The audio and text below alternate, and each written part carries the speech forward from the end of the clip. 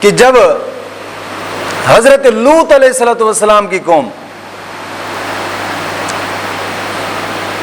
حضرت لوط علیہ السلام نے ان کو نصیحتیں کی کہ لوگوں ہٹ جاؤ اس شیطانی عمل سے، ہٹ جاؤ۔ میں نظر دوڑاتا چلوں، یاد رکھیے گا کہ حضرت لوط علیہ السلام حضرت ابراہیم علیہ السلام کے بھتیجے تھے، اور حضرت لوط اور حضرت سارہ یہ دو ایسی شخصیات تھیں کہ جو حضرت ابراہیم علیہ السلام کے ساتھ ہجرت میں بھی بہت زیادہ ہجرتیں کی ہیں انہوں نے، حضرت ابراہیم علیہ السلام کے ساتھ سفر کیے ادھر ادھر۔ ایک ایسا وقت آیا مال مویشی بہت زیادہ رکھے ہوئے تھے حضرت لوط علیہ السلام نے اور حضرت ابراہیم نے اور حضرت سارہ نے۔ فیصلہ کر لیا حضرت ابراہیم نے کہ میں فلسطین کی طرف جاتا ہوں، وہاں رب کے دین کی تبلیغ کروں گا، رب کے دین کی جا کر تبلیغ کروں گا فلسطین میں۔ اور حضرت لوط علیہ السلام وہاں سے چلے۔ یہ اردن کا ایک علاقہ ہے جس سے سدوم بھی پڑھا جاتا ہے اور سندوم بھی پڑھا جاتا ہے۔ کئی تاریخ والوں نے سندوم لکھا ہے، کئی نے سدوم لکھا ہے۔ سدوم اور امورا یہ بستیاں تھیں۔ اردن کا وہ علاقہ کہ جس جانب بحر میت ایک سمندر ہے، ان کو اس سمندر کو بحر لوط بھی کہا جاتا ہے۔ یہ بستیاں وہیں پر واقع تھیں۔ وہاں آج بھی جناب علی سمندر ہی سمندر نظر آتا ہے۔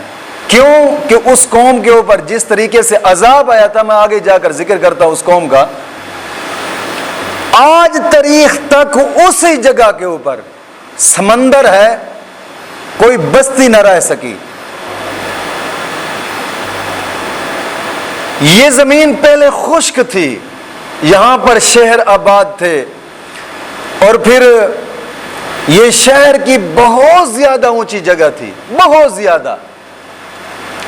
جب حضرت لوط علیہ السلام کی قوم کے اوپر عذاب آیا نا، قوم لوط کے اوپر عذاب آیا، اور عذاب وہ اس طرح کا آیا کہ اللہ رب العزت نے حضرت جبریل کو حکم دیا کہ تم جاؤ ان کی بستیاں پروں کے اوپر اٹھا لو اور اٹھا کر آسمان کے نزدیک لے جاؤ، وہاں سے نیچے کھینچ کر مارو نیچے۔ اور جناب علی 400 میٹر زمین کے نیچے گھروں سمیت عوام چلی گئی، اتنا زور سے مارا حضرت جبریل نے اس قوم کو، اور یہاں تک کہ یہ بستیاں نیچے گئی اور پانی اوپر آ گیا، اور پھر آج تاریخ تک وہ پانی نیچے نہ گیا۔ عبرت کا نشان بن کر وہ رہ گئی قومیں، عبرت کا نشان بن کر۔ حضرت لوط علیہ السلام نے مصر سے آ کر شہر سندوم میں جناب علی قیام کیا، اور پھر دیکھا کہ یہاں کے جو باشندے ہیں بالکل خدا کی نافرمانیاں کرتے ہیں، خدا کے حکم کو تو حکم مانتے نہیں ہیں، بالکل ہی غافل ہیں۔ جناب علی کسی کے ذہن میں اتنا تک بھی خیال نہیں ہے کہ یار کوئی رب ہے، ہمیں رزق دیتا ہے، ہمیں اس کا حکم پہ چلنا چاہیے، ہم اس کے بندے ہیں، اور بندے کا معنی غلام ہوتا ہے، اور غلام وہی ہوتا ہے جو اپنے آقا کے حکم کے مطابق چلے۔ یہاں تو جناب علی کوئی بندہ ہی نظر نہیں آتا، اتنی نافرمانیاں رب کی، ہر قسم کی برائی ان لوگوں میں پائی گئی، ہر قسم کا گناہ انہی لوگوں میں پایا گیا، ہر قسم کی فحاشی ان لوگوں میں پائی گئی۔ یعنی وہ بالکل ہی ایک جدا قوم، عجیب قوم تھی۔ اور پھر دنیا کی کوئی قوم بھی ان کے ساتھ ان فحاشیوں میں ملوث نہ ہوئی۔ اور پھر ایک گناہ ان میں ایسا تھا کہ جو اس قوم نے ایجاد کیا تھا، ایک گناہ ان میں ایسا تھا جو ایجاد ہی اس قوم نے کیا تھا، وہ گناہ کیا تھا کہ مرد کی مرد کے ساتھ ہم بستری، مرد کا مرد کے ساتھ بدفعلی کرنا. جس طرح کہ آج ہمارے ملک پاکستان میں ایک قانون نافذ ہوا ہے، جو کہ پچھلے سال قانون نافذ ہوا تھا کہ مرد کا مرد کے ساتھ نکاح کیا جائے. جی شاید آپ لوگوں نے بھی سنا ہوگا خبروں کے اوپر، اور پھر ان کے اوپر کچھ لوگ عمل بھی کرنے لگے ہیں. پچھلے ہفتے بھی میں نے دیکھا ہے سوشل میڈیا کے اوپر کہ کسی مرد نے مرد کے ساتھ شادی کی ہے پاکستان میں. تو یہ بدفعلی کا نظام جو قوم لوط نے سب سے پہلے اسی قوم نے ایجاد کیا تھا، اور اس سے پہلے یہ تھا ہی نہیں. یہ اتنا برا فعل تھا. اس برے فعل سے جناب علی حضرت لوط علیہ السلام ان کو سمجھانے لگے. اور ان میں ایک اور کام بھی تھا. وہ کام کیا تھا؟ راستے کے اوپر کھڑے ہو جانا اور کوئی بھی آ جائے، بھلے شریف آدمی ہے، بڑے لچا ہے، بھلے کوئی آ جائے، اس کو لوٹ لینا. رازنی، یہ اس قوم کا دوسرا فعل تھا. راستہ روک لینا، لوگوں کو لوٹ لینا. اور تیسرا کیا تھا؟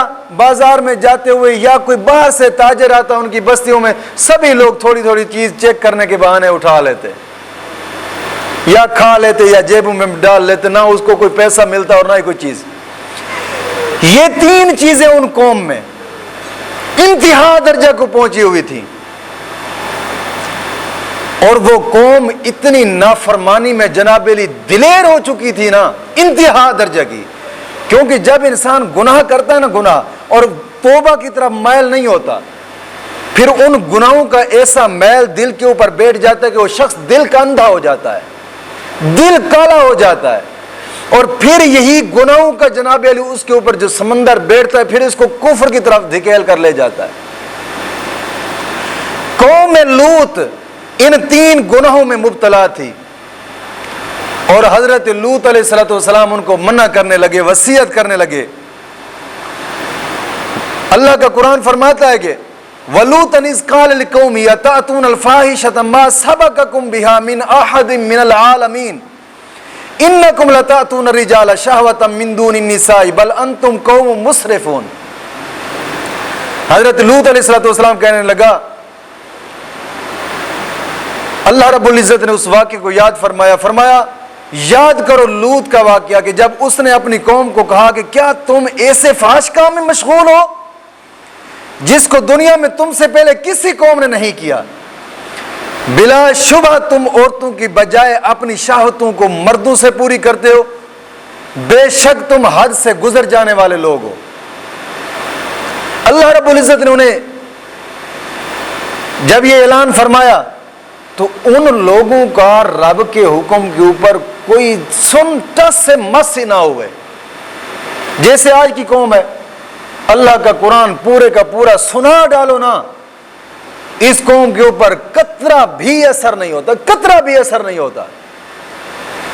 اور جو فحاشی گانے والے لوگ ہیں، وہ ایک جملہ کہہ دیں اسی کو بار بار رٹے لگاتے رہیں گے، بار بار رٹے لگاتے رہیں گے. یہ شعر ہے جی، اور شعر و شعری کے اوپر عمل. رب کا قرآن پورے کا پورا سنایا جائے. اور پھر اس میں فرق اور بھی ہے، اگر رب کا قرآن ایسے سنایا جائے نا جیسے عربی میں ہے، ایسے خوش ہو کر سنیں گے بھی صحیح، اور اسی قرآن کی تلاوت گاڑی میں چلتے ہوئے سفر میں بھی کریں گے، اور پھر اسی قرآن کی تلاوت ایسے بھی کریں گے. جب اس قرآن کے احکام سمجھائے جائیں روگرداں ہو جائیں گے.